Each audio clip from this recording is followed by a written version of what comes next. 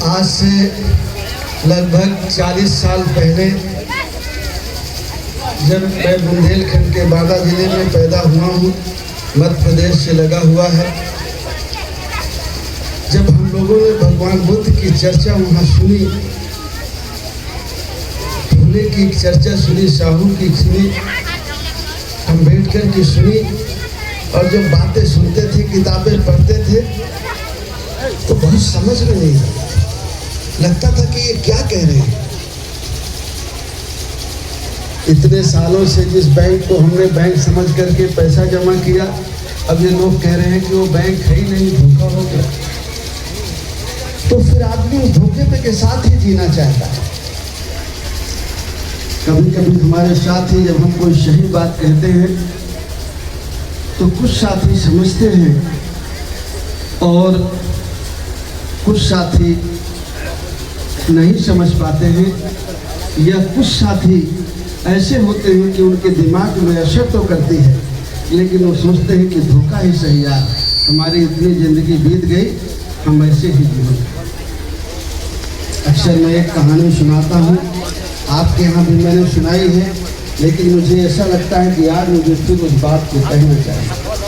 वैसे आप जागरूक हैं, भगवान बुद्ध के बारे में अच्छी तरह से जानते हैं, हमारी बेटियाँ, हमारी बहनें भी जानती हैं, अशोक के बारे में, सम्राट अशोक के बारे में भी जानते हैं, लेकिन फिर भी मैं उतना ज्ञानी तो नहीं हूँ, जानकार तो नहीं हूँ, लेकिन फिर भी अपने टूटे फूटे शब्दों में एक दो बातें आपके बीच में रखने की कोशिश कर रहा हूँ इस कहानी के माध्यम से।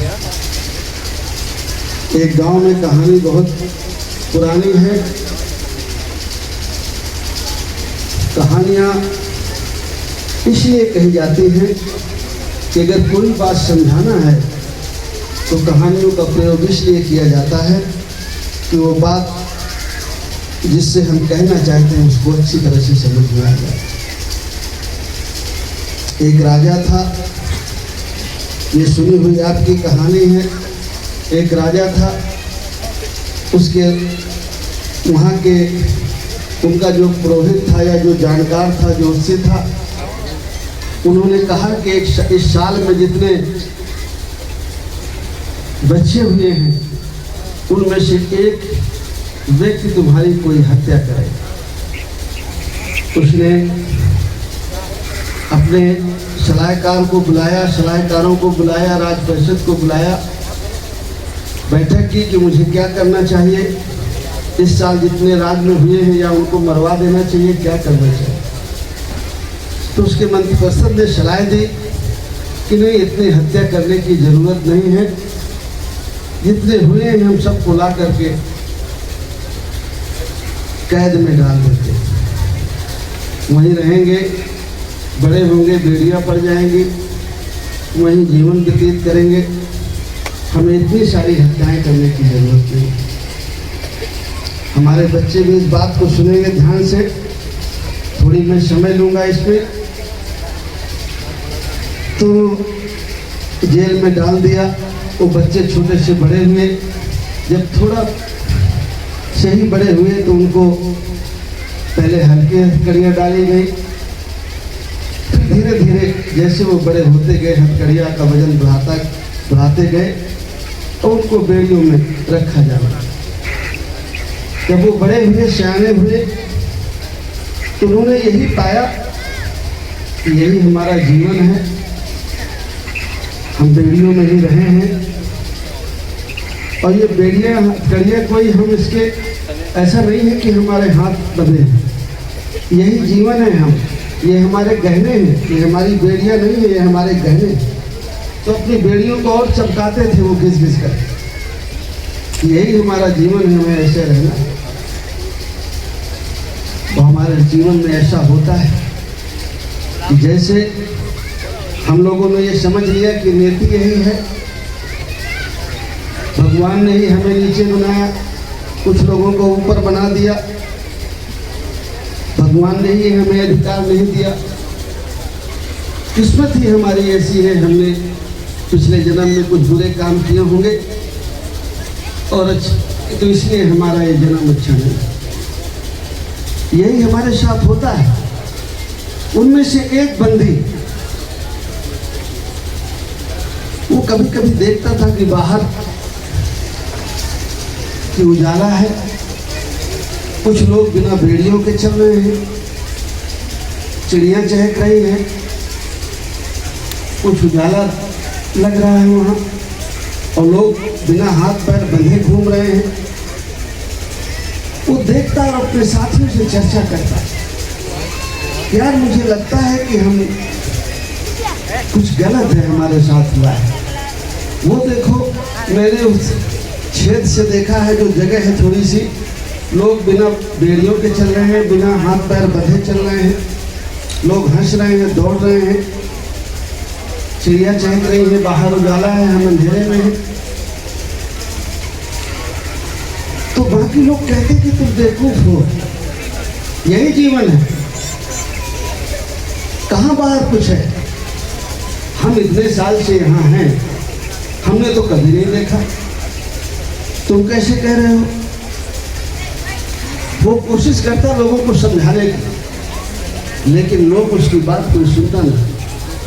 जब किसी ने नहीं सुना तो एक दिन अकेले ही वो कोशिश करके जेल तोड़ करके भाग गया। और वो भाग करके गया तो खुश भी हुआ और दुखी भी हुआ कि मैं तो निकल आया, लेकिन मेरे घर परिवार के लोग, मेरे रिश्ते नाते, मेरे साथी, वो तो उसी को जीवन समझ रहे हैं। वो सोच रहे हैं कि यही जीवन है, बाहर कुछ है नहीं।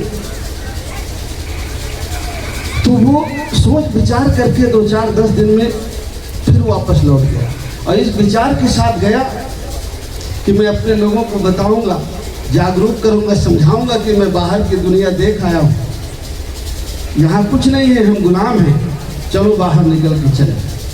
बहुत सारे साथी आपके बीच में आते हैं जब, और कहते हैं कि नहीं, हम देख आए हैं बाहर की दुनिया। आज 26 सालों से तो आप यही कर रहे हैं कि हम देख आए हैं बाहर की दुनिया, यहाँ कुछ नहीं है, लोगों ने हमें गुलाम और लाचार बनाया है, बेवकूफ़ बनाया है, बाहर की दुनिया में हम चलें, वहाँ गुलामी नहीं। वो बेचारा लौटा इस विचार के साथ और अपने साथियों को खिलाने लगा कि बाहर कुछ नहीं है, अंदर कुछ नहीं है, हम गुलाम हैं, हमको बेवकूफ़ बनाया गया है, ये हथकड़ियाँ हैं, हमारे हाथ बंधे हुए हैं, पैर बंधे हुए हैं, हम हथकड़ियों में जकड़े हैं, बाहर आदमी आज़ाद है, बाहर की दुनिया कुछ और है, मैं देख के आया हूँ। वो गया, ये बताया, लेकिन अंदर के लोगों ने कहा कि देखो, वो ये सोच के गया था कि लोग खुश होंगे, मैं बताऊंगा तो कहेंगे हमें भी निकालो, लेकिन जब वो अंदर गया उन्हें छुटाने के लिए तो बड़ी जोर से लोग हंसे कि देखो, हम कहते थे ना कि ये भगोड़ा भाग के गया, फिर यही अंदर आ जाएगा, कुछ नहीं है बाहर, यही दुनिया है। ऐसा अक्सर हम लोगों के साथ होता है। जब हम देख के आए हैं, जो दुनिया हम देख के आए हैं, तो हम कहते हैं कि नहीं, वो दुनिया कुछ और है, इस दुनिया में कुछ नहीं, आप चले हमारे साथ चले, आप भरोसा करें। तो आप बहुत बार आपको ये सामना करना पड़ता है कि हमारे परिवार का, हमारा रिश्ते नातेदार, वो हमारा भरोसा नहीं है, उसको जो लोग, दूसरे लोग कहते हैं, उस पर वो भरोसा करता है। और जब वो गया, लौट के उससे समझाने की कोशिश की कि नहीं, आप मेरी बात मानो, बाहर की दुनिया कुछ और है, वहाँ लोग आज़ादी से रह रहे हैं, खुली सांस ले रहे हैं।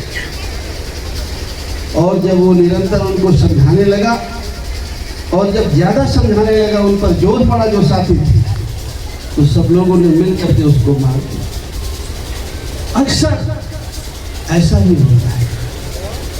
जिन महापुरुषों ने शुरुआत की हमें जागरूक करने की, आज़ादी दिलाने की, हमने कहाँ कभी माना किसी को। फुले के समय में हमने फुले को नहीं माना, जब फुले मर गए तो हम कहते हैं कि हमारे अम्बेडकर के समय में अम्बेडकर को नहीं माना।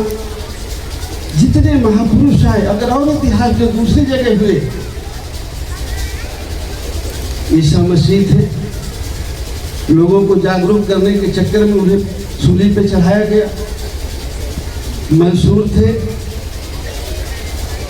उनको मारा गया।